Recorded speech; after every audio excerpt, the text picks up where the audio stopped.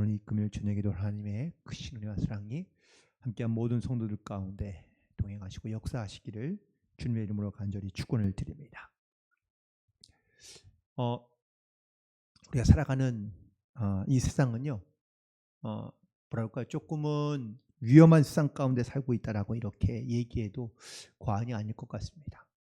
그 이유 중에 하나가 우리가 살아가면서 정말 예상하지 못하고 또한 전혀 알 수 없는 그러한 위험한 일들을 우리가 종종 겪기 때문입니다. 그냥 일반적인 뭐 사고나 어떠한 사건을 말하는 게 아니라 정말 아무런 관계도 없고 원한도 없고 혹은 또 어떤 뭐 평소에는 본 적도 없는 사람이 지나가다가 그냥 자기의 어떠한 생각에 사로잡혀 아무나 그냥 이렇게 그럴 범죄를 저지르고 또한 테러를 행하는 일들이 사실은 점점점 많아지고 있기 때문입니다. 예전에는 어떤 극단적인 그런 어떤 이상주의자들이나 아니면 테러리스트들이 그렇게 아예 작정을 하고 뭐 건물을 폭파시키라든지 아니면 어떠한 그런 기관에 그런 어떠한 사람을 죽이는 일들이 사실 테러였다면 요즘은 테러가 이런 어떤 사상과 이념적인 그런 다름에 의해서 만들어진 테러가 아니라 요즘은 그냥 사람이 갖고 있는 분노로 자기의 분노를 해결하고 포출하는 방법으로 전혀 자기와 무관한 사람과 그리고 또한 어떤 자기의 어떤 이런 감정과는 아무런 소비도 없고 상관도 없는 사람들에게 해를 가하고 총격을 가하고 또한 그런 일로 인해서 세상에서 정말 얼토당토않게 죽음을 맞이하는 사람들도 의외로 많이 있다라는 것이죠. 영국에서 2017년 3월 달에 관광객들을 대상으로 한 사람이 차량을 돌진하여 관광객이 약 한 40명이 다치고 또 그중에서 4명이 5명이 사망하는 사건이 있었습니다. 그래서 좀 많은 사람들이 충격이었죠. 왜냐하면 그 완전히 영국의 런던 브리지라는 그 근처에 또 웨스트민스터 사원도 있고 또 큰 뭐라죠? 그 런던 아이라는 이러한 또한 그 관광차가 돌고 있는 그런 관광객이 가장 많이 모이는 곳에 차량이 돌진하여 사람들을 무광해 줬기 때문입니다. 그런데 이게 테러가 아니에요. 그냥 자기의 감정을 주체하지 못한 한 사람이 차를 몰고 들어간 겁니다. 또 그런데 이 사건으로 끝난 게 아니라 3개월 후에 또다시 비슷한 장소에서 똑같은 테러가 일어납니다. 이때에는 차로 밴으로 사람을 치어서 8명이 죽고 또 50명 가까이 다친 사건이 있었다고 합니다. 그런데 조사해 본 결과 이 테러가 아니고요. 자기의 감정을 해소하지 못한 절제하지 못한 사람들이 그냥 차를 몰고 군중들 속으로 들어간 사건을 말하고 있습니다. 그래도 그나마 우리는 좀 안전한 나라에 살고 있다는 이야기를 많이 합니다. 여러분 혹시 그런데 안전한 삶을 최고로 안전한 삶을 여러분 보장받고 살고 계십니까? 어떤 사람도 나는 안전함 가운데 살고 있다. 나는 가장 안전한 데 살고 있다라고 이렇게 말할 수 있는 사람이 사실 요즘에는 없을 것 같습니다. 세상에 안전한 곳이 없습니다. 지금도 언제 어떻게 우리 가운데 어떤 일이 벌어질지 사실은 알 수 없습니다. 그나마 우리나라는 그래도 다른 나라에 비해 조금은 안전한 게 첫 번째는 총기에 대한 규제가 강하고 또한 어떤 사람들에 대한 규제나 어떤 흉악한 범죄가 많이 일어나지 않는다는 것은 참 다행스러운 일인 것 같습니다. 그런데 여전히 우리나라에도 이런 비슷한 어떠한 그 충격적인 사건이나 아니면 이러한 범행들이 사실 우리 주변에서도 종종 일어나고 있는 것을 보게 됩니다. 과연 그러면 이런 시대에 살고 있는 우리는 과연 어떻게 살아가면 좋을까라는 것을 다시 한번 생각해보고 또 묵상하게 됩니다. 오늘 본문에 있는 말씀 속에서 이 데살로니가 교회에게 편지하고 있는 이 바울의 편지는요, 이 데살로니가 교회의 교인들이 처음에는 신앙생활을 시작했는데 1년도 되지 않아서 사실은 이곳에서 사도 바울이 다른 곳으로 쫓겨나게 됩니다. 그런데 이제 막 신앙생활을 시작한 이 데살로니가 교인들에게 어떻게 권면하면 좋을까라는 것을 고민하다가 오늘 본문에 있는 말씀을 통하여 권면하게 되는데, 특별히 예수님이 오실 그때에 대하여 많은 사람들이 묻고 궁금해했던 것을 알 수 있는데, 이 마지막 때에 대한 이야기를 오늘 이 사도 바울이 데살로니가 교회 교인들에게 말하고 있습니다. 자, 그런데 오늘 본문에 있는 말씀에 이렇게 시작하죠. 형제들아, 때와 시기에 관하여는 너희에게 쓸 것이 없음은 주의 날이 밤에 도적같이 이룰 줄을 너희가 자세히 알기 때문이다 라고 이렇게 말씀하고 있습니다. 주의 날이 언제 올지 궁금해하고 또한 그 주의 날에 대하여 관심을 갖고 있는 수많은 사람들이 있었거든요. 분명 주님이 내가 다시 오리라라고 말씀하셨기 때문에 그 날이 언제인지를 궁금해하는 수많은 사람들이 있었습니다. 그런데 그 날은 아무도 알 수 없다라고 말씀하고 있습니다. 혹시 여러분 뭐 옛날 이야기 같긴 하지만 뭐 도둑들이 여러분들 혹시 여러분 가운데 카톡이나 문자 보내고 혹시 도둑질하러 오신 적 있나요? 그런 일은 없죠. 네. 도둑은 아무도 모르는, 언제 올지 모르는 그러한 날을 정하고 또한 때를 정하여 그때에 찾아오는 것을 말하고 있습니다. 특별히 이 마지막 날에 대하여 임신한 그리고 해산하는 그러한 여인에 대하여 비유하고 있는 말하긴 하는데, 지금 시대로 생각하면 사실 조금은 잘 이해가 되지 않는, 또한 와닿지 않는 그런 부분이 있긴 하지만, 특별히 바울의 시대에는요, 이 임신한 여자가 언제 해산할지를 아무도 알 수 없었다라는 것이죠.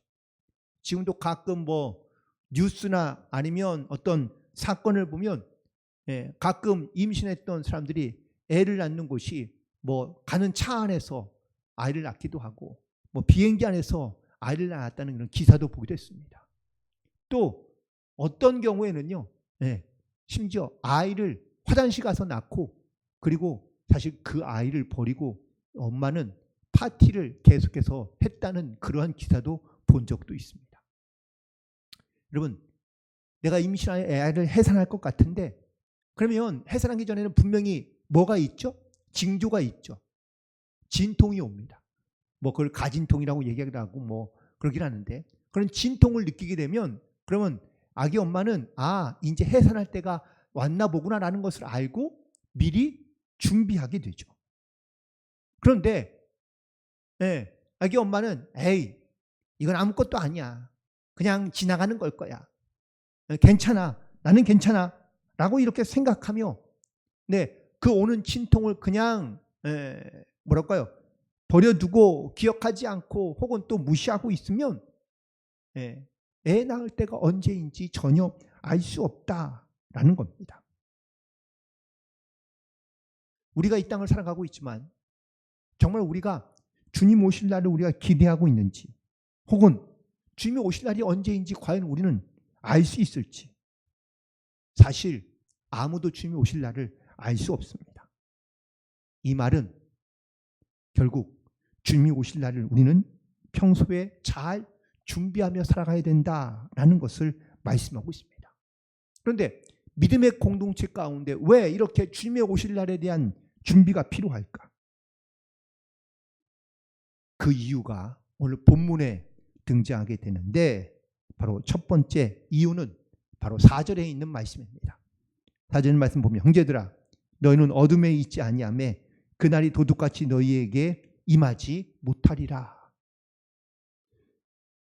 많은 사람들이 예수님의 오실 날을 묻고 있습니다. 언제 오냐? 어떻게 오냐?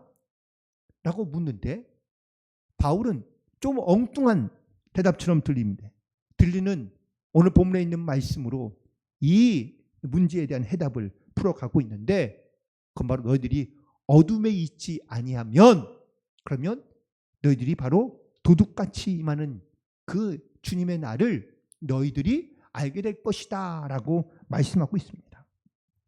자, 이 말씀 속에서 또한 5절에 있는 말씀도 역시 또한 그 해답이 되겠지만, 첫 번째 주는 메시지는 바로 내가 어디에 속한 사람인가라는 것에 대한 분명한 믿음의 고백이 있어야 된다라는 것이죠. 5절에서 너희는 다 빛의 아들이요 낮의 아들이라, 우리가 밤이나 어둠에 속하지 아니하였다라고 말하고 있습니다. 여러분, 여기서 말하는 빛과 어둠에 대한 명확한 구분이 있습니다. 빛의 아들, 낮의 아들은 어떤 사람들이죠? 예수님을 믿고 또한 그리스도로 살아가고 있는 사람들입니다. 반대로 그럼 어둠 속에 다니고 어둠 속에 거하는 사람들은요, 어둠에 있는 사람들은 다 쌍 가운데 혹은 또 악한 영 가운데 속해 있는 사람이다라는 것이죠. 사도 바울은 데살로니가 교인들을 향하여 분명하게 묻습니다. 당신들은 어둠에 속한 사람들입니까? 아니면 빛에 속한 사람들입니까? 당신의 정체성이 어디에 있습니까? 라고 묻고 있습니다.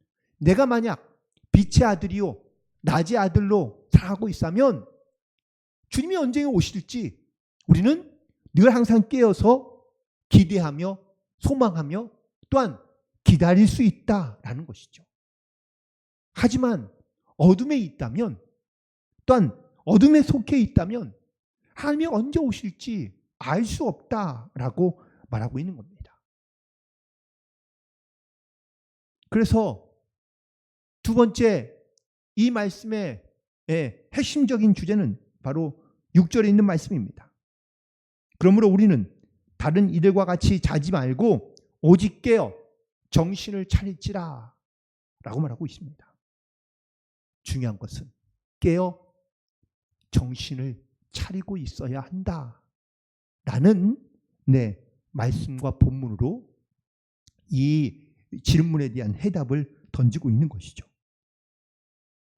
여러분, 내가 정신을 차리라, 이 사도 바울이 정신을 차리라 라고 말하고 있는데, 정신을 차린다는 것이 과연 어떤 뜻일까요?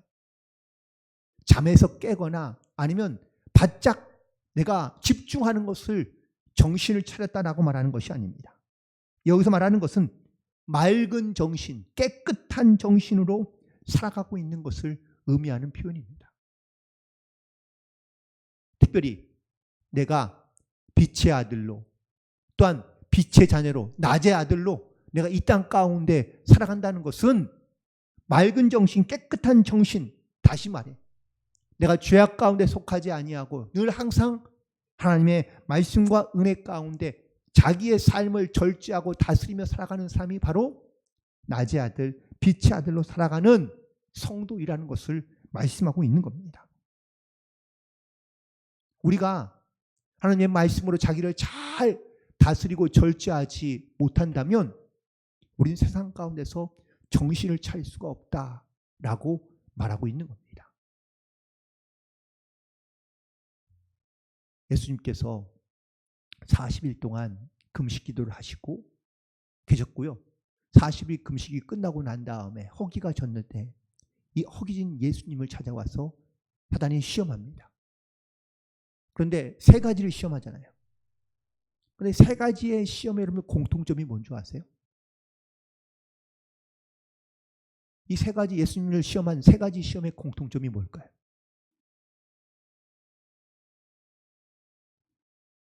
쉽게 표현하면 아니 왜 어렵게 사니? 좀 쉽게 살아. 편하게 해. 네 하고 싶은 대로 해도 되잖아. 라는 겁니다. 여러분 사단의 유혹이 우리에게 굉장히 어렵고 고통스럽고 힘든 것을 가지고 우리 가운데 찾아올 것 같지만 아니요.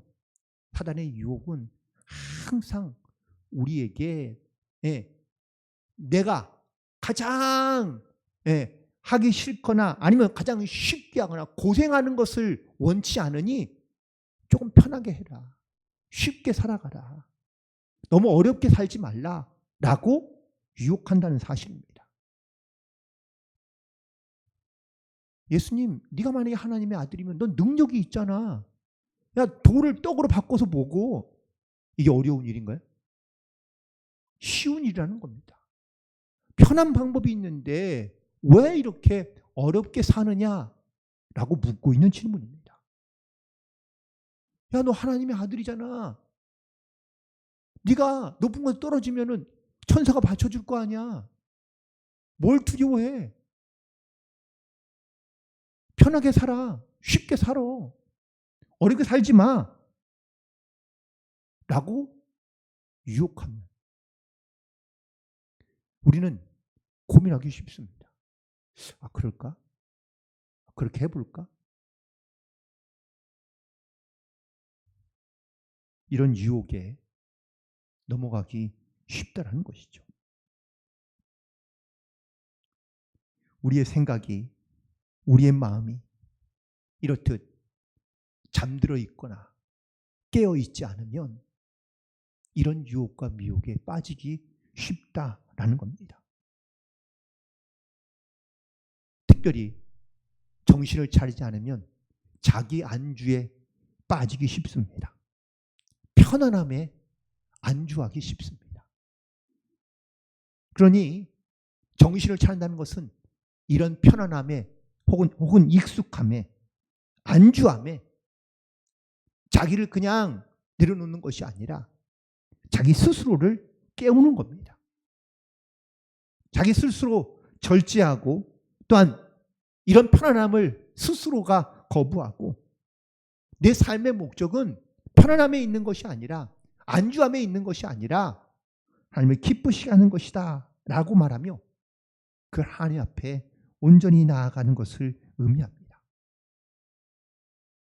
하나님께서 우리에게 주시는 평안은요, 편안함이 아닙니다. 우리는 하나님께서 내가 믿고 내가 하나님께서 주시는 평안을 누리면 내가 편안해진다라고 생각하는데 아니요. 하나님께서 주시는 평안은 편안과는 다릅니다. 그런데 우리는 자꾸 하나님 안에서 편안해지기를 원하는 거죠. 쉽게, 조금 편하게 그렇게 살아가고자 하는 것이 모든 사람들의 생각이고 바람이고 욕망일 수 있습니다.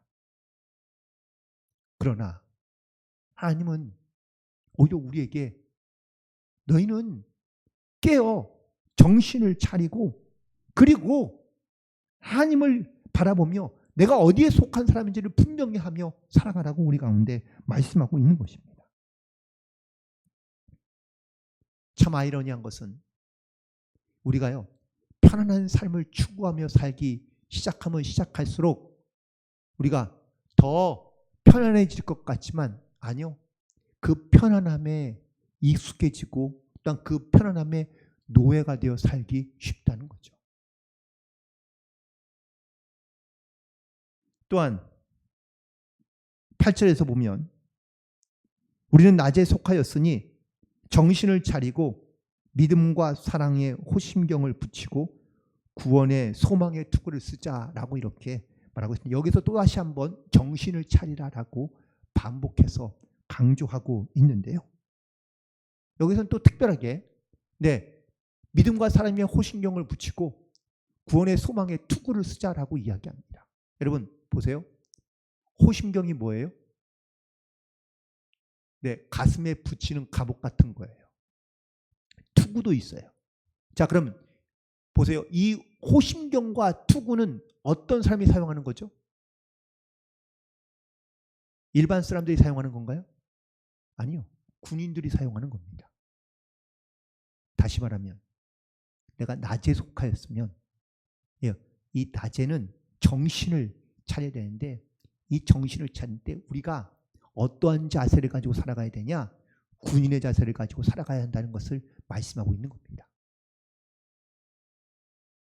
우리가 어둠에 속해 있으면 영적 싸움이 무엇인지 영적 전쟁이 어떤 것인지 우린 잘 알지 못합니다. 편하게 살고 쉽게 살고 내가 하고 싶은 대로 살아가는데 뭐가 문제야? 라고 말하는 사람들은 영적 싸움이 필요 없어요. 그런데 빛의 아들로 낮의 아들로 우리가 낮에 속한 사람으로 정신을 차리고 살려면 믿음과 사랑의 호심경이 필요하고 구원의 소망의 투구가 필요하다는 겁니다. 영적 싸움에 우리가 이런 영적인 군사로서 그런 필요한 도구들을 가지고 그리고 말씀의 검을 가지고 우리가 이 땅 가운데 담대히 나아가야 한다라는 사실을 말하고 있는 겁니다. 사랑하는 성도 여러분, 한번 자문해 보시기 바랍니다. 나는 지금 깨어서 정신을 차려 내가 정말 하나님의 거룩한 백성으로 내가 편안함을 추구하기보다 나를 절제하며 다스리며 그리고 이 영적인 싸움 가운데 내가 준비된 모습을 가지고 나아가고 있는지 오늘 다시 한번 우리의 모습을 돌아보고 내가 정말 하나님께 속한 사람으로 낮에 속한 하나님의 백성으로 우리가 주님을 높여드리며 하나님의 그 기쁨의 증인으로서 이 땅 가운데 담대히 살아가는 모든 성도들 되시기를 주님의 이름으로 간절히 축원을 드립니다. 자, 그러고 난 다음에 또 하나 사실 오늘 본문에 있는 말씀에 이 말씀을 준 이유는 사실 결론적인 말씀은 바로 11절에 있습니다. 너에게 피차 권면하고 서로 덕을 세우기를 너희가 하는 것 같이 하라.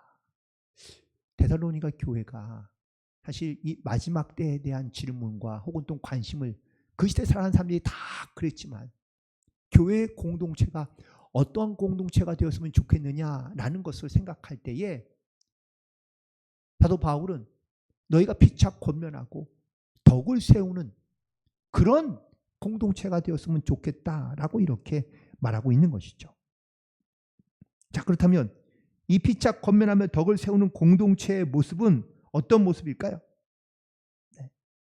바로 10절에 있는 말씀으로 돌아가 보면 예수께서 우리를 위하여 죽으사 우리로 하여금 깨어있든지 다든지 자기와 함께 살게 하려 하셨느니라 라고 이렇게 말씀하고 있습니다.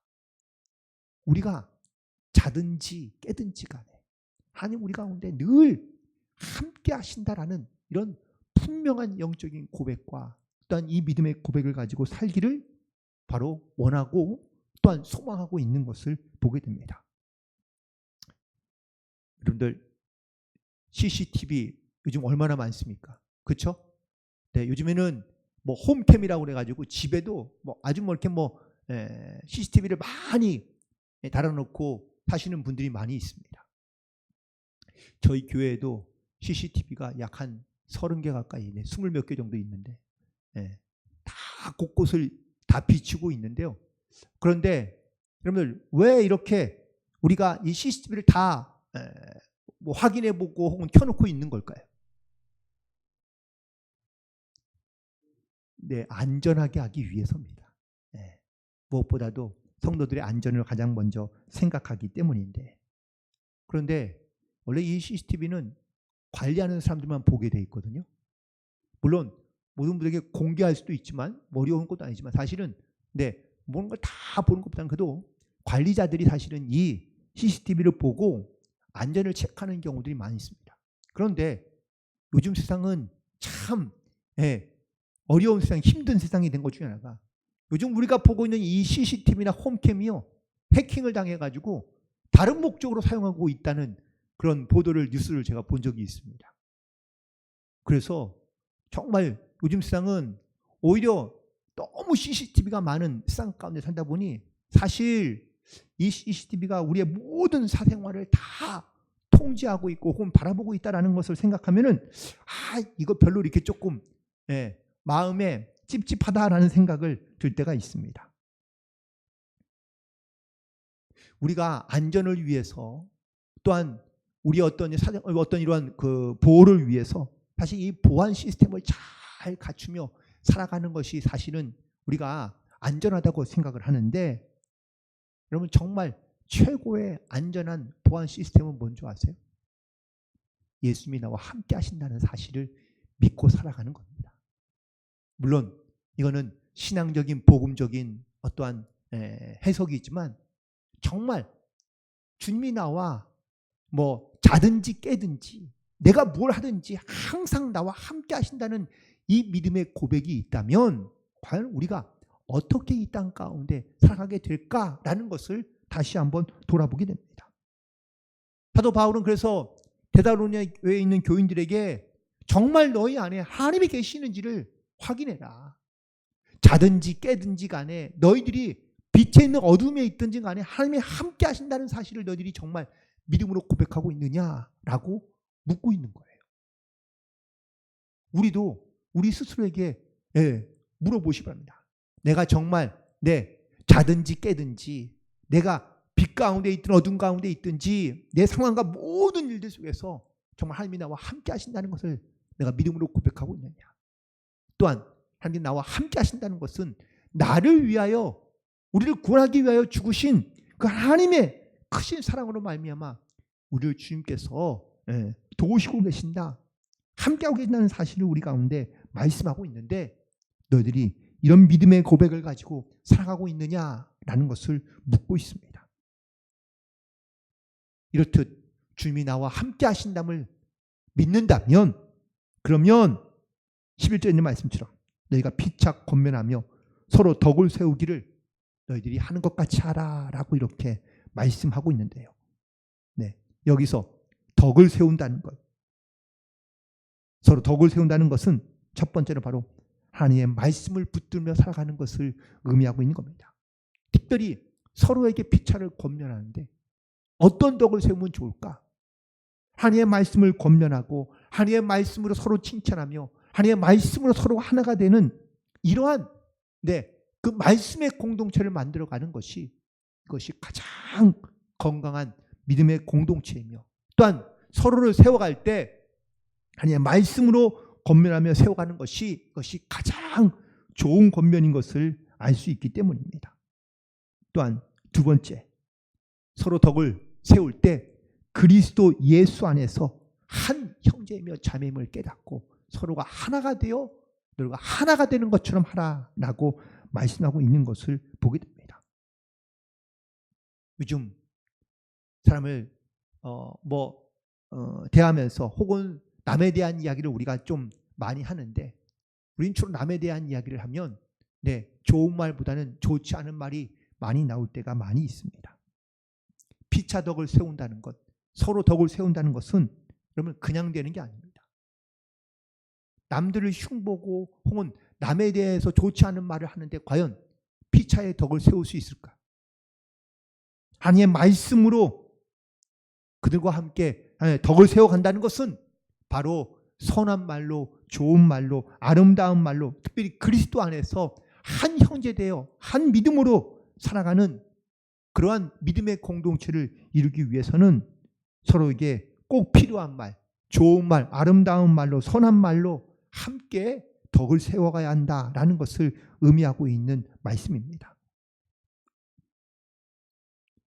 우리가 서로 사랑하되 정말 내 자신같이 사랑하고 그리고 하나님의 말씀으로 사랑하는 것이, 이것이 바른 공동체의 모습인데, 사도 바울이 이 공동체의 모습을 다른 곳에서 한번 설명한 곳이 있는데, 갈라디아서 5장에 있는 말씀 잠깐 한번 넘어가 볼까요? 갈라디아서 5장 14절 15절에 있는 말씀입니다.